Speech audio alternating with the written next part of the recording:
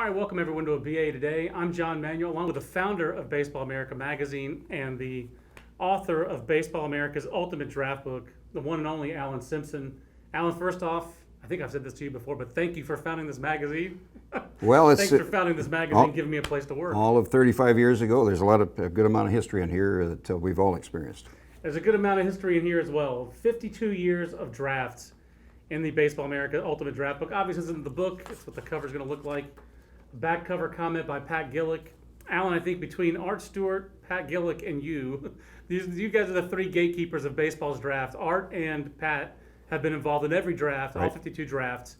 And you remember where you were when this guy, Rick Monday, at the time outfielder for Arizona State, was the first ever player in the baseball draft. And for you, that's really where it started, right? Well, it is. It's. I'm not sure why that stands out, but it did. I was in high school in British Columbia, Canada, of all places, at the time. And for some reason, I've heard that Rick Monday was the first pick in the draft, and that stuck with me. 16 years later, when we launched Baseball America, the draft became a very integral part of the coverage in that first issue and first year, and has certainly become instrumental with Baseball America and all its coverage through the years.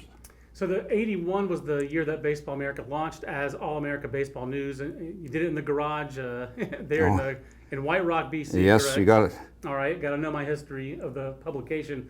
But that year also happened to be a year where the draft kind of took off. A lot of different factors came together that made it fortuitous, that kind of linked Baseball America, the publication, and the draft together that year. Well, yeah, that became a core part of our coverage right from the start, and it's coincidental. 1981. I think most people will remember it as the strike year, when we lost 54 days. All the emphasis was shifted to for the most part, to minor league baseball at the time. But at the same time, the draft was fairly instrumental that year because we had a significant swing of interest in the draft from mainly high school players to predominantly college players. There were twice as many college players drafted all of a sudden in the first two rounds than we'd ever seen before, and I think that coincided with the college baseball college World Series coming of age with ESPN's coverage, and it all sort of happened that one year with the minor leagues, and it played right into the hands of the paper in its first year. That was also that college baseball golden age in terms of talent. Was the 81 draft the year that 82, I guess, was when Bonds came out of high school, correct? Well, so part of that 85. Yeah, you're right onto it, John. The whole decade of the 80s, if you look back, those are probably the best drafts, and most of those were college-oriented drafts. I maintain, I think we've got records to substantiate it. The 85 draft was the best draft ever, and as you pointed to, Bonds in 82 went unsigned, as did a whole bunch of other prominent 85 drafts, and Bonds didn't sign for the sake of $5,000, and look at the money he made later. But that was a key draft, 85, in terms of the talent that came from that. But you point back to those kids not signing out of high school in 82. And that's that shift. That's one of the reasons if they aren't signing, predominantly take more college players. It kind of fed on itself. Yeah, absolutely. We've kind of go in ebbs and flows in terms of productive drafts through the years. The 80s was definitely a high point. You look at 99, 2000, which we've talked about as being probably a low point. There were signability drafts when teams simply didn't want to pay the money. They passed on players that should have gone in the first round and ended up in later rounds. It feels like at that point, and I had just started at BA, it feels like that was kind of, it was very reactionary to the bonus increases of the 96, 97, 98, right? Yeah, I think it really started in the late 80s when Ken Griffey Jr. was the first pick in 87 and $160,000, which wasn't very much back then, but it all of a sudden jumped to Andy Bennis, and the player that really took it over the top was Brian Taylor in 1991 when it went to 1.55. Then you've got your loophole free agents, then you've got Major League clubs getting reactionary in the latter part of the 90s and really throughout the first 10 years until the significant draft changes of 2012. Yeah, I started it here in September of 96, so we're creeping up on that 20th anniversary for me, but I don't think I can even explain what it was like when I started. When I remember early when Matt White walked through our old office at 600 South Duke, and he was a loophole free agent. He came in with Bob Brower, who worked with Boris Corporation, still works for Boris Corporation. Count him as a friend of mine now over all this time, but I just remember Matt White filling up our old office. Oh, yeah. We didn't have much room in that hallway. No, we didn't. No, you're absolutely right. Matt White's shoulders were just enormous, and he'd been the star of the 95 18U national team that won in Fenway Park. coached by our friend Steve Cohen. Yep. So Matt White's loophole, I don't think Twitter would explode, social media would go nuts, Allan, if you had a high school player who was drafted, becomes a free agent, and then signs for $10 million. Right. How nuts was it? I mean, at that time it was unfathomable, wasn't it? Those loophole free agent guys? Well, I think we'd been tipped off just because of the bonus escalation in the years preceding that. You've got your Paul Wilsons, you got your Josh Booties that were breaking records. Every single year we were breaking records. But this, the 91 with Brian Taylor and then 96 with Matt White were the two just ones that just took it completely over the top with those. And, you know, really, Matt White should have been the first pick that year. But everybody recognized the high price tag.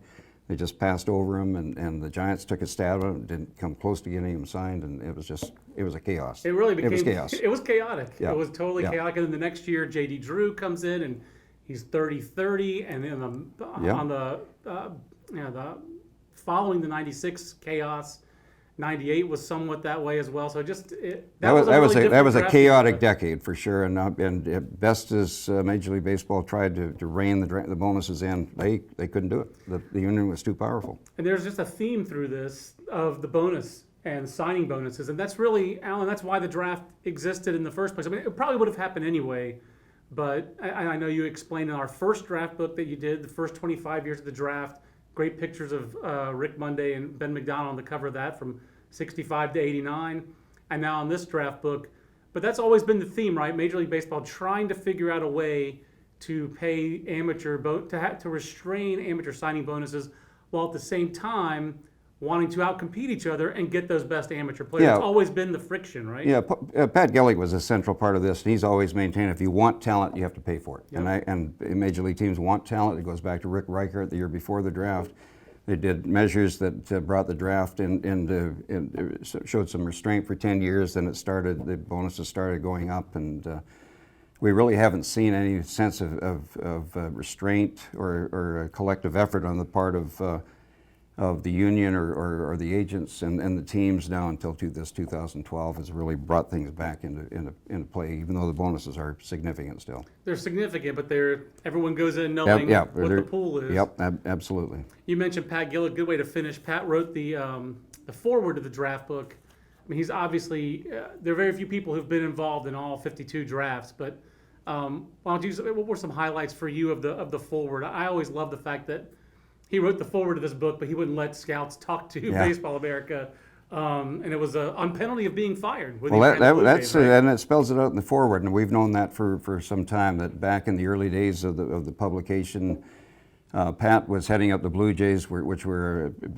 in the process of becoming a significant organization at the time. They believed that information they gathered was theirs, and they didn't want to see a publication which was selling at the time for $1.50, just giving it away basically, and so that's kind of what's happened there. But Pat, I think, subsequently, when he realized that we're getting information from reliable sources elsewhere and the information was somewhat correct, that he kind of backed off his stance and was good enough to have written the foreword here for us.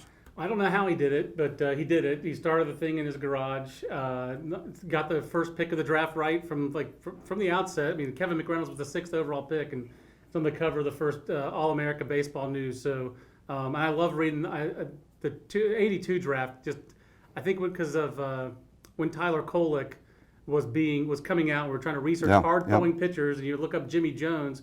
And then you see that Gerald Turner was his high school coach. Yeah. And then I was able to call Gerald Turner, who scouts for now the Royals, but had seen Tyler Kolek in 2014 as a scout. And here I had his scouting reports from 1982 about Jimmy Jones. I love that history of the draft. You taught me to like that history of the draft. So I think we all have a lot of passion for the draft. Nobody has it like you do, and it just comes through in the draft book. So thanks for doing this, but thanks for the labor of love that is the Baseball America Ultimate Draft Book, compiled and edited by this guy, Allan Simpson. Thanks, John. Thanks, Connie, for the time. Yep, and thank you for watching here at baseballamerica.com.